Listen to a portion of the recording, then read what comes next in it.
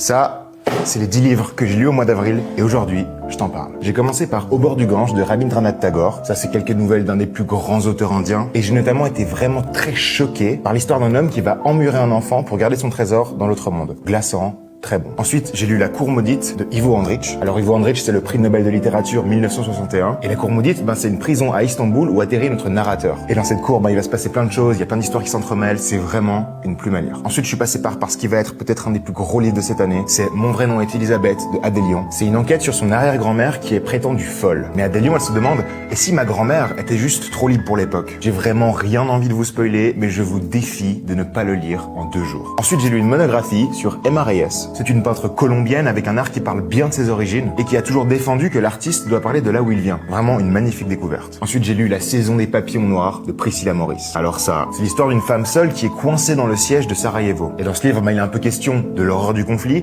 mais aussi de son refus de se laisser abattre. C'est vraiment un roman qui est fulgurant, j'ai adoré. Ensuite, j'ai lu La carte et le territoire de Michel Houellebecq. Alors j'avais jamais lu cet auteur, mais François-Henri Désérable m'a dit qu'il fallait absolument y remédier en m'offrant ce livre. C'est l'histoire d'un artiste qui va connaître un succès fulgurant et notamment peindre le portrait de Houellebecq. Ouais, parce que c'est aussi un personnage du roman. C'est peut-être un peu long parfois, mais dans l'ensemble, j'ai beaucoup aimé. Et est-ce que selon vous, il faut séparer l'œuvre de l'artiste? Petit débat en commentaire, je vous écoute. Ensuite, j'ai lu un tout petit essai de Robert McFarlane qui s'appelle Les dons de la lecture. Ça, c'est une courte réflexion sur le fait d'offrir et de recevoir des livres, et surtout des amitiés qui peuvent naître de ces échanges. C'est très doux, c'est très beau. Un joli petit essai. Ensuite, j'ai lu la version écrite du podcast Bookmakers avec Alice Zeniter. Pour ceux qui ne connaissent pas, Bookmakers, c'est un podcast qui explore les univers littéraires et les méthodes d'écriture de différents écrivains. Et ce livre, c'est la version augmentée du podcast avec Alice Zeniter, avec plein d'éléments inédits qui ont été rajoutés. On apprend beaucoup et ça donne vraiment envie de lire les livres d'Alice Zeniter. Ensuite, j'ai lu un livre qui a fait beaucoup de bruit dans le monde anglophone, c'est Small Things Like These de Claire Keegan. En français, le titre, c'est Tu ne mentiras point. C'est un livre qui a notamment reçu le prix Orwell et qui a donné naissance à une adaptation cinématographique avec Cillian Murphy. J'ai bien aimé l'ambiance du froid, de l'ennui, de la neige, même si l'histoire n'est pas rocambolesque. Après, je pense pas que c'est le but. Et ensuite, j'ai lu Les Cambrioleurs de Fabio